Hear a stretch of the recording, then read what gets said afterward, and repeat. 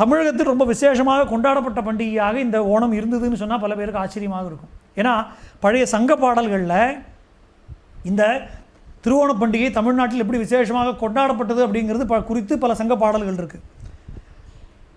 தலையாலங்கானத்து செருவென்ற பாண்டியன் நெடுஞ்செழியன் அவனுடைய காலத்தில் இந்த திருவோண பண்டிகை எப்படி கொண்டாடப்பட்டது அப்படிங்கிறத மதுரை காஞ்சி அப்படிங்கிற நூலில் மாங்குடி மருதனார் அப்படிங்கிற புலவர் சொல்கிறார்.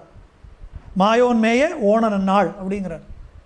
மாயோன்னு சொல்லக்கூடிய மகாவிஷ்ணுவுக்கு விசேஷமான திருவோண நன்னாள்.